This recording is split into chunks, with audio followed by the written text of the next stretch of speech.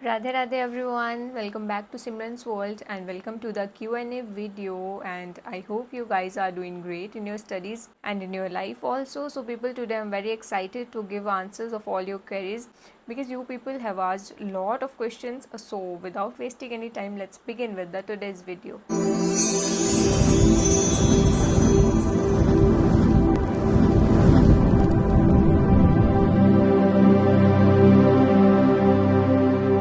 So people, मैंने थोड़े दिन पहले अपने इंस्टाग्राम पे स्टोरी लगाई हुई थी Q&A से रिलेटेड, एंड आपके बहुत सारे क्वेश्चंस आए थे इंस्टाग्राम पे भी एंड यूट्यूब के कमेंट सेक्शन में भी काफ़ी सारी क्वेरीज थी। तो मैंने बहुत जेन्युइन क्वेश्चंस पिक करे हैं, मुझे लगता है जिनका कि आपको आंसर्स देना चाहिए। मैंने सिर्फ वही क्वेश्चंस पिक करे हैं।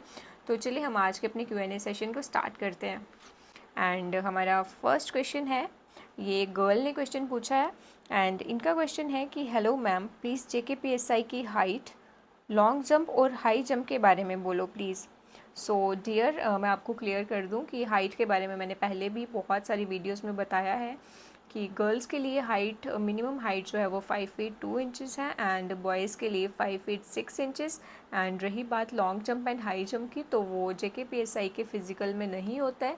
इसके फ़िज़िकल में सिर्फ रनिंग होती है एंड गर्ल्स के लिए शॉर्ट पुट और बॉयज़ के लिए पुशअप्स होते हैं।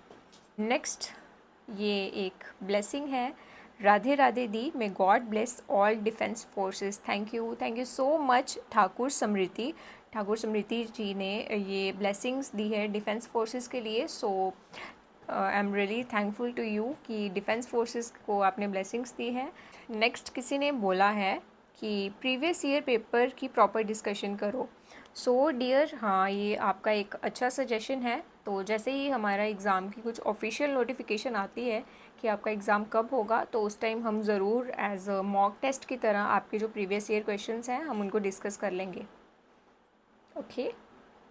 सो नेक्स्ट क्वेश्चन है कि मैम JKPSI का एग्ज़ाम कब तक होगा। तो डियर, जब तक कुछ भी ऑफिशियली नोटिफिकेशन नहीं आ जाती तब तक हम कुछ नहीं बोल सकते कि एग्ज़ाम कब होगा। पहले तो था कि मार्च तक हो जाएगा, बट वो नहीं हुआ कुछ सर्कमस्टांसिस की वजह से, और अब सर्कमस्टांसिस जो हैं वो मुझे लग रहा है कि मे बी फ्यू मंथ्स और लग जाएंगे। बट लेट्स सी क्या होता है, ऑफिशियल नोटिफिकेशन का वेट करिए आप भी। नेक्स्ट है कि दीदी आप बहुत अच्छे हो, मेरी राधा जी की तरह। Oh my goodness, thank you. मुझे भी आपकी तरह पुलिस या आर्मी ज्वाइन करनी है। ओके डियर, मेरी ब्लेसिंग्स आपके साथ हैं कि आप भी ज़रूर डिफेंस फोर्सेस को ज्वाइन करो और अपनी लाइफ में बहुत आगे जाओ, और राधा रानी की कृपा आप पे हमेशा बनी रहे। और बहुत सारे लोगों ने ये क्वेश्चन पूछा हुआ है कि JKPSI का एग्ज़ाम कब होगा कब होगा कब होगा, तो इसका आंसर मैं आपको पहले ही दे चुकी हूँ। सो एंड और next question is, dear, reasoning for JKPSI के MCQs कहाँ से करें। तो ये मैंने अपनी पिछली वीडियो में भी बताया था कि रीजनिंग के लिए आप पीयूष वार्ष्णेय की बुक ले लो, वो प्रैक्टिस बुक बहुत अच्छी है। इवन कि वो सेंट्रल लेवल के कॉम्पिटिटिव एग्ज़ाम्स के लिए भी रेफ़र की जाती है, तो वो बेस्ट है, आप वहाँ से प्रैक्टिस भी कर सकते हो। And next question is, where are you from. So I am from JNK, and इससे भी ज़्यादा बताऊँ तो I am from Kathua district. Next question is, best online batch for JKPSI। So dear, JKPSI के लिए तो काफ़ी सारे बैचेस अवेलेबल होंगे ऑनलाइन, बट जो मैं अपनी तरफ से बच्चों को मैंने सजेस्ट किया हुआ है तो वो है JKSSB ऑनलाइन ट्यूटोरियल का बैच। एंड उसके साथ अगर आपको मैथमेटिक्स का स्पेशली बैच चाहिए तो वो आप BMC classes with Ajay sir, ये चैनल है यूट्यूब पे, आप इनका चैनल विज़िट करो। और एंड आई थिंक सर ने मैथ्स का भी एक सेपरेट से कोर्स चलाया हुआ है JKPSI के लिए, तो जिनका मैथ्स वीक है वो ये कोर्स ज़रूर ले लें। और इसकी कॉस्ट भी कोई ज़्यादा नहीं है, और 99 रुपीज़ का ये बैच था सिर्फ मैथमेटिक्स का, तो आप जाके देख सकते हो। एंड आई थिंक अभी तक सिलेबस ख़त्म हो चुका होगा बिकॉज ये 3 मंथ्स पहले से बैच चल रहा था, तो आप अभी भी ले सकते हो, आप पढ़ सकते हो उस बैच से। और बाकी आपकी अपनी चॉइस है कि आपको कौन सा बैच लेना है, बिकॉज़ बहुत सारे प्लेटफॉर्म्स पे बहुत सारे बैच अवेलेबल हैं। नेक्स्ट क्वेश्चन इज़, मैम आपकी ट्रेनिंग ख़त्म हो गई है क्या। तो इसका आंसर बहुत जल्दी आपको मेरे आगे आने वाली वीडियोस में मिल जाएगा, so stay tuned for that. Next question is, how to crack JKPSI exam. ये क्वेश्चन तो बहुत ही ज़्यादा अच्छे लेवल का है कि कैसे क्रैक करना है। क्रैक करने के लिए आपको सिर्फ 2-3 चीज़ों पे ध्यान देना चाहिए। एक, आपकी स्टडी बहुत ज़्यादा अच्छी होनी चाहिए, आपकी प्रेपरेशन बहुत ज़्यादा अच्छी होनी चाहिए। सेकंड, कि आपकी रिवीजन बहुत ज़्यादा अच्छी होनी चाहिए। एंड थर्ड, कि आपकी एग्ज़ाम में परफॉर्मेंस बहुत अच्छी रहनी चाहिए। आई थिंक ये 3 मेन पॉइंट्स हैं किसी भी एग्ज़ाम को क्रैक करने के लिए। तो अगर आप ये तीनों अच्छे से कर लेते हो तो आप भी JKPSI के एग्ज़ाम को क्रैक कर सकते हो। इवन कि आप किसी भी एग्ज़ाम को क्रैक कर सकते हो अगर आप ये 3 स्टेप्स फॉलो कर सकते हो। And next question is, ma'am आप किस बैच से हो? सो देखो डियर, हमारे बैच की रिक्रूटमेंट स्टार्ट हुई थी 2021 में और ये रिक्रूटमेंट कंप्लीट हुई थी 2024 में। सो हम 2021 एंड 2024 बैच के हैं। एंड नेक्स्ट किसी ने बोला हुआ है, hi I am your sister. Okay, but मैं आपको पहचान नहीं पाई हूँ। सॉरी, मैं आपको पहचान नहीं पाई हूँ बिकॉज़ आपने इंस्टाग्राम पे नेम कुछ अलग सा रखा हुआ है। नेक्स्ट क्वेश्चन इज़, सिस मैं अभी लास्ट ईयर ग्रेजुएशन में हूँ, प्लीज़ बता दो कि अब JKPSI की पोस्ट कब निकलेगी। सो माय डियर, ये JKPSI की पोस्ट जो हैं वो एवरी 3 to 4 ईयर्स के बाद निकलती हैं। तो जो हमारे टाइम की पोस्ट थी वो 2021 में निकली थी, जो कि बहुत सारे सर्कमस्टांसिस की वजह से 2024 में कंप्लीट हुई है। तो 3 ईयर्स तो ऐसे ही चलेंगे इसमें। एंड जो 2021 के बाद पोस्ट आनी थी वो आ चुकी हैं 2025 में। तो अब नेक्स्ट जो आएंगी वो इसके भी 4 ईयर्स के बाद ही आएंगी, ऑलमोस्ट 3 to 4 ईयर्स के बाद आएंगी। सो आप अपनी प्रेपरेशन अभी से रखो ताकि जब भी नेक्स्ट वैकेंसी आए तो आप उसमें बहुत अच्छा परफॉर्म करके ये एग्ज़ाम क्रैक कर लो। एंड किसी ने बोला हुआ है राधे राधे, तो राधे राधे भाई, आप सभी को मेरी तरफ से राधे राधे। एंड और नेक्स्ट क्वेश्चन इज़, दी अब हमारा CUET UG का एग्ज़ाम होगा, हम पढ़े या फिर नहीं? मेरे को आप बता दो मुझे क्या करना चाहिए। देखो डियर, एग्ज़ाम्स जो हैं वो होंगे तो ज़रूर, बेशक वो पोस्टपोन हुए हैं, वो कैंसिल नहीं हुए हैं। तो आपको पढ़ना चाहिए। ये ना पढ़ने वाला तो आप अभी अपने दिमाग से चीज़ें निकाल दो, जब तक आपको सक्सेस नहीं मिलती तब आप। सो नेक्स्ट किसी ने पूछा हुआ है, what's a mock drill? Mock drill क्या होती है? सो डियर, मैं एक आपको बहुत ही क्लियर से वे में आपको समझा देती हूँ। जैसे हम मॉक टेस्ट देते हैं, तो मॉक टेस्ट क्या होता है कि हमने अपने जो मेन टेस्ट होता है, मेन एग्ज़ाम, उसकी प्रेपरेशन के लिए हम मॉक टेस्ट देते हैं। और मॉक टेस्ट क्यों देते हैं? हम खुद को इवेलुएट करने के लिए कि हम इस लायक हैं कि टेस्ट में अच्छा परफॉर्म करें या फिर कैसी हमारी प्रिपेयर्डनेस है। तो बस सेम इसी तरह से भी मॉक ड्रिल होती है कि अगर कोई भी ऐसी इमरजेंसी सिचुएशन आती है इन फ्यूचर, तो सिविलियंस उसके लिए कितने प्रिपेयर्ड हैं कि उस टाइम पे उनको कैसे रिएक्ट करना है, कैसे परफॉर्म करना है। तो बस उसी तरीके से ये मॉक ड्रिल होती है। हमने किसी भी इमरजेंसी सिचुएशन को कैसे टैकल करना है तो उसकी तैयारी करते हैं हम मॉक ड्रिल में। बस यही सिंपल सा मैं आपको समझा सकती हूँ इजी लैंग्वेज में। सो आई होप कि आपको समझ आया होगा। एंड किसी ने बहुत ही ज़्यादा अच्छा क्वेश्चन पूछा हुआ है, why there is no unity between us, why we are so distinguish. जितना मैं इस क्वेश्चन को समझ पा रही हूँ, मुझे लग रहा है कि ये जनरल बात करी हुई है। तो अगर ये जनरल बात है तो मैं ये कह दूँ कि भाई ये कलयुग है। भगवान भी बोल के गए हैं कि कलयुग जो युग होगा वो ऐसा होगा कि उसमें 2 सगे भाई भी होंगे ना, वो भी एक दूसरे के कट्टर दुश्मन होंगे। तो उसी से आप अंदाज़ा लगा सकते हो कि कलयुग में यूनिटी कैसे हो सकती है। कि और रही बात यूनिटी की, तो हर किसी की सोच एक जैसी नहीं है। और आज कल जैसा ज़माना चल रहा है तो बहुत मुश्किल है लोगों के बीच में यूनिटी होना। बट फिर भी कुछ अच्छे लोग हैं इनमें यूनिटी है। हम सबको नहीं कह सकते कि यूनिटी नहीं होती है, लोगों में होती है बट बहुत रेयर केसेस होते हैं। नेक्स्ट क्वेश्चन है, मैम जनरल अवेयरनेस PYQs की प्रैक्टिस कहाँ से करें, किरण पब्लिकेशंस और यूट्यूब?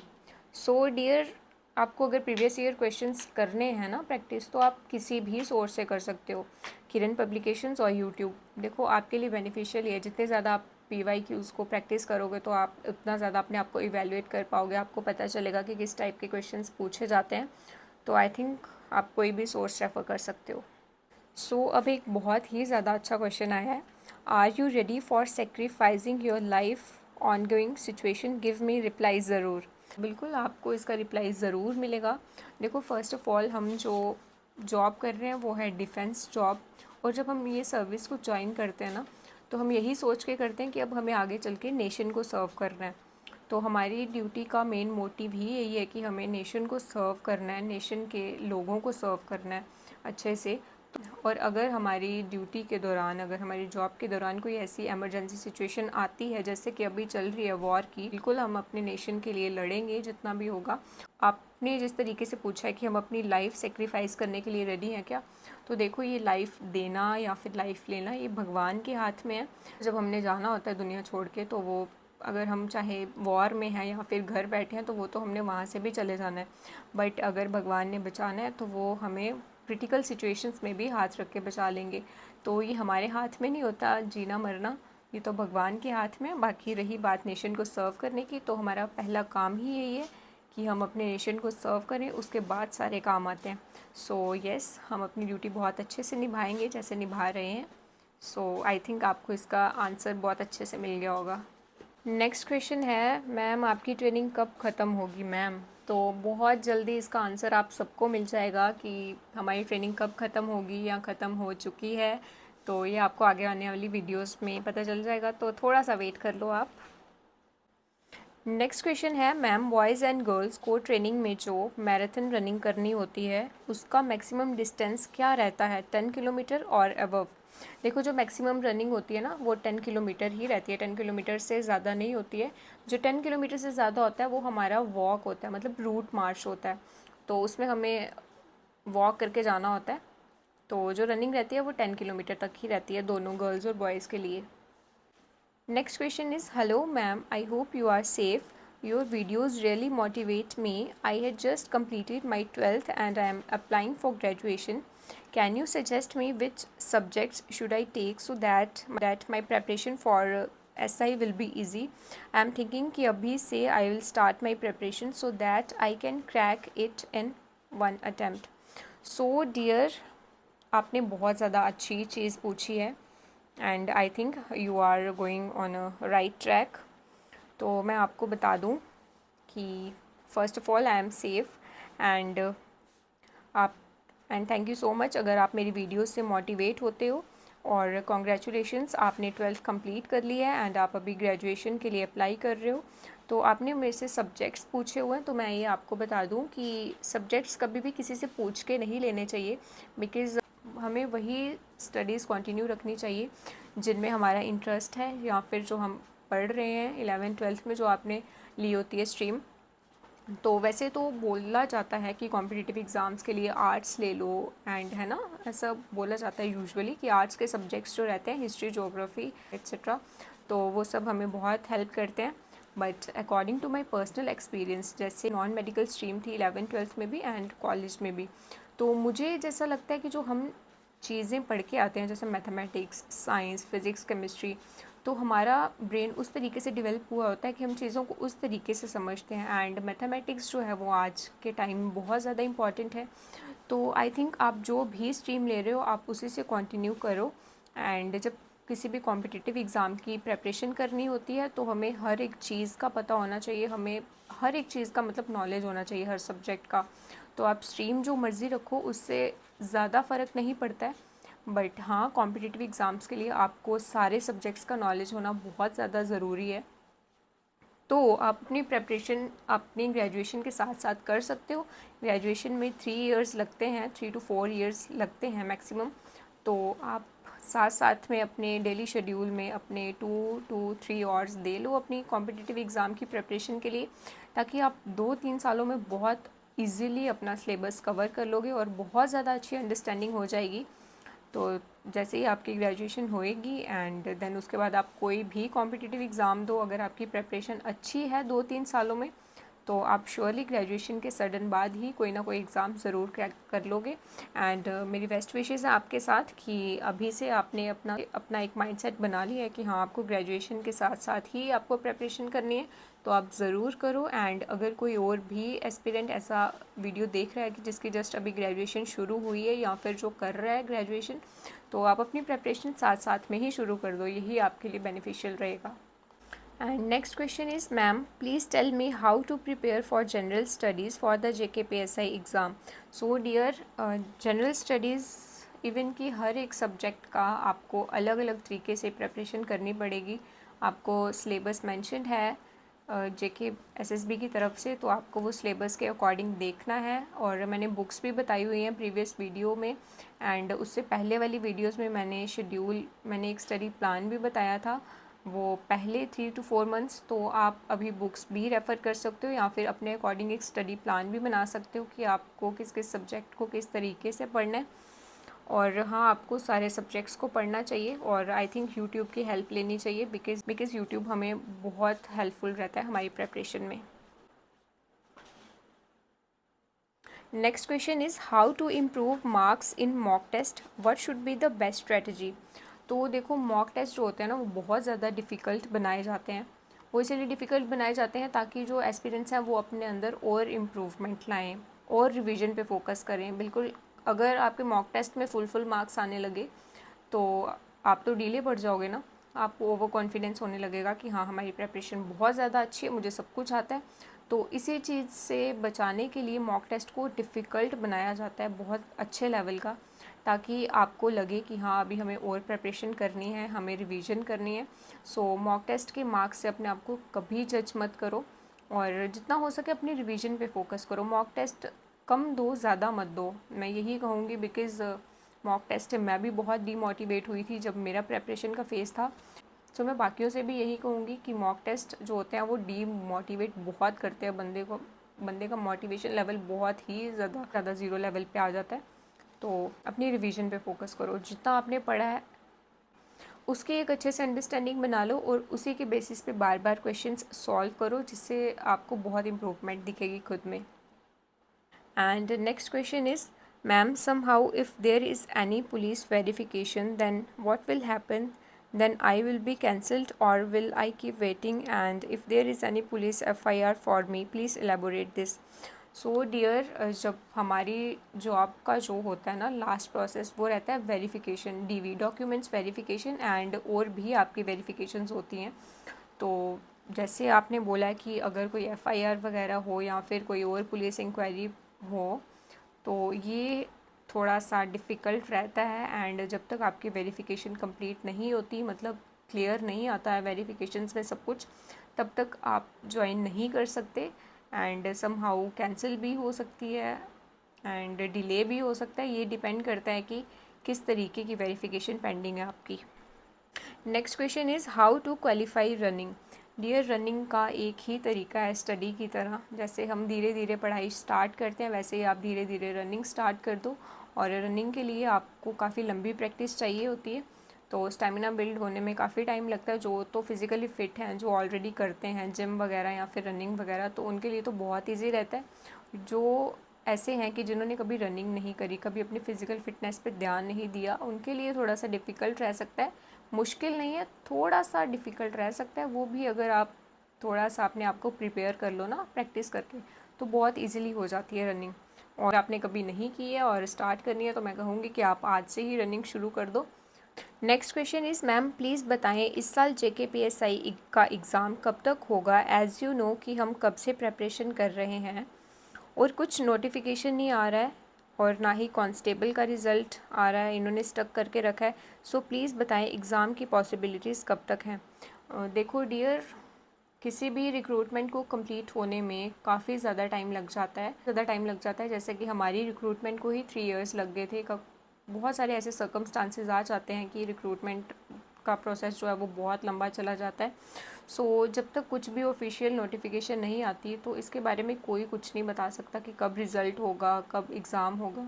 सो आपको प्रिपेयर्ड रहना है. ये किसी भी टाइम कंडक्ट हो सकता है, और किसी भी टाइम ऑफिशियल नोटिफिकेशन आ सकती है, बिकॉज़ आपको काफ़ी ज़्यादा इनफ टाइम मिल गया है प्रिपरेशन के लिए.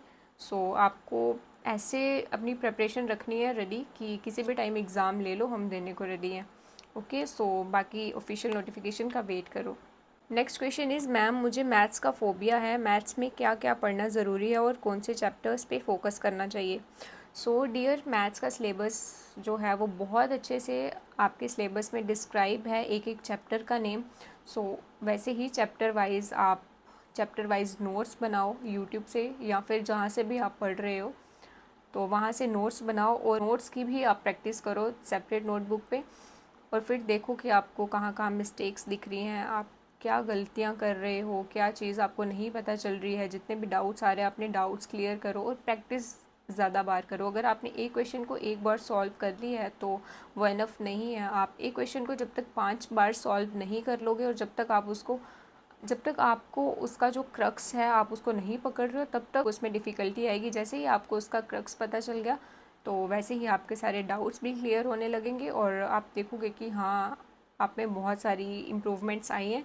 और फोबिया नहीं होना चाहिए किसी भी चीज़ का, आपको इवन कि इसको एक चैलेंज की तरह समझना चाहिए और चैलेंज से लड़ने की एक अपने अंदर आदत बनाओ। ये सबके लिए ही है कि किसी भी चीज़ से डरो मत, इवन कि उसको एक चैलेंज समझ के उसको एक्सेप्ट करो और उसे लड़ने की हिम्मत रखो। तो देखना आप ज़रूर मतलब उस चैलेंज को बहुत इजीली क्लियर कर लोगे।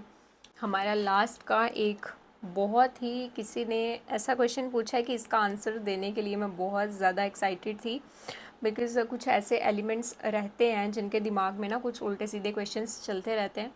इन्होंने लिखा हुआ है कि this is not good and it's a completely partiality, कि आपका सिलेबस टोटली अलग था और हमारा सिलेबस जो है वो कम्प्लीटली एसएससी सीजीएल लेवल का है और हमारे कंपैरिजन में आपका सिलेबस बहुत ज़्यादा इजी था। ओके सो डियर, जिसने भी ये कमेंट किया है एंड आई होप कि वो ये आंसर ज़रूर सुन रहे होंगे, तो इसका आंसर यही रहेगा कि हाँ, माना आपका जो सिलेबस है वो सीजीएल लेवल का है। तो डियर, जो हमारे टाइम का सिलेबस था ना वो था केएस के लेवल का। सो अगर आपको नहीं पता है तो आप केएस का प्रीलिम्स का सिलेबस देख सकते हो और फिर जो हमारे टाइम का सिलेबस था उसको भी देख सकते हो। अगर आपको वो दोनों सेम दिखते हैं ना, तो आप इस बार के सिलेबस को और पिछले बार के सिलेबस को आप कंपेयर कर सकते हो कि कौन सा कैसा था और किस में क्या चेंजेस थे। तो ये जिनके भी माइंड में है कि वो वाला सिलेबस बहुत ज़्यादा इजी था और इस बार वाला बहुत ज़्यादा डिफ़िकल्ट है, so let me clear you guys. जो हमारा सिलेबस था वो केएस का प्रीलिम्स का सिलेबस था और उस सिलेबस में हमें सिर्फ सब्जेक्ट्स के नेम बताए हुए थे। इवन कि हमें कुछ नहीं पता था कि हमने उसमें कितना पढ़ना है, किस लेवल का पढ़ना है, और सिर्फ नेम्स लिखे हुए थे सब्जेक्ट के। और इस बार जो सिलेबस आया है वो मैं यही कहूँगी कि बहुत अच्छा सिलेबस है। आपको इतना डिस्क्राइब करके आपका सिलेबस बताया हुआ है, एक एक चैप्टर बताया है, उसका एक एक टॉपिक बताया कि आपको क्या क्या करना है। सो आगे आप अपना दिमाग खुद लगा सकते हो कि कौन सा सिलेबस कैसा था। और रही बात आपके दिमाग में, पहली बात तो ये है कि सिलेबस का कंपैरिजन आना ही नहीं चाहिए। अगर गवर्नमेंट ने सिलेबस को चेंज करा है तो उनके माइंड में भी कुछ होगा, बिकॉज सीनियर ऑफिसर्स हैं जिन्होंने सिलेबस बनाया है, वो बिना सोचे समझे तो कुछ करेंगे नहीं, है ना। तो जिनके भी दिमाग में ये है कि वो वाला सिलेबस बहुत ज़्यादा इजी था और ये वाला टफ़ है, सो ऐसा कुछ नहीं है। हमारा सिलेबस बहुत ज़्यादा डिफ़िकल्ट था, हमें कुछ नहीं पता था कि हमने कौन से चैप्टर्स करने हैं कौन से नहीं करने हैं। और आप लोगों के लिए ये इजी कर दिया है जेकेएसएसबी ने कि आपको हर एक चैप्टर का नाम बता दिया हुआ है, आपको क्या पढ़ना आपको सब पता है। ओके सो आई होप कि जिस किसी के भी दिमाग में ऐसा कीड़ा है कि ऐसे सिलेबस कंपैरिजन है, आपकी रिक्रूटमेंट इजी थी, आपका एग्ज़ाम इजी था, ये था वो था, सो ये आप अपना टाइम वेस्ट कर रहे हो और एक्सक्यूज़ेस दे रहे हो खुद को। तो जो जेन्युइन एस्पिरेंट्स हैं, आई होप कि उनके दिमाग में कुछ ऐसा अजीब सा सवाल ना आया हो, बिकॉज़ ऐसे क्वेश्चंस उन्हीं के माइंड में आ सकते हैं जो मतलब ऐसे फालतू बैठ के सोचता रहता है, जिसको एक्सक्यूज़ेस बनाने हैं। तो जिनको एक्सक्यूज़ेस अभी भी बनाने हैं तो वो बनाता रहे, और जिनको मेहनत करनी है वो अपनी मेहनत करते रहें। मेरी बेस्ट विशेज़ उनके साथ हैं जो दिल से मेहनत करते हैं, सच्चे दिल से मेहनत करते हैं। तो भगवान तो उनकी ज़रूर सुनते हैं, चाहे थोड़ा टाइम लगता है, बट उनकी मेहनत रंग ज़रूर लाती है। सो मेरी बेस्ट विशेज़ आप सबके साथ हैं, आप अच्छे से मेहनत करते रहो। अभी ये मत सोचो कि एग्ज़ाम कब होगा या कब नहीं होगा, तो बस आप अपने आप को ऐसा प्रिपेयर रखो कि जब मर्ज़ी हमारा एग्ज़ाम कंडक्ट करवा लो, वी आर रेडी। सो अपने अंदर एक ऐसे पॉजिटिव एटीट्यूड रखना है और भगवान जी के साथ चलना है, भगवान जी का नाम लेते रहना है अपनी पूरी इस जर्नी में, इवन कि अपनी पूरी लाइफ में। और हमेशा अपनी पॉजिटिव सोच रखनी है, खुश रहना है, ओके, डिप्रेस्ड होके कुछ नहीं करना है। सो चलिए हम अपनी आज के इस Q&A वीडियो को यहीं पे ख़त्म करते हैं। आई होप कि जिनके भी जैसे भी डाउट्स थे मैंने क्लियर कर दिए होंगे। तो चलिए मिलते हैं हम बहुत जल्दी एक अच्छी सी वीडियो में। तो तब तक के लिए जय हिंद, जय Bharat and Radhe Radhe to everyone.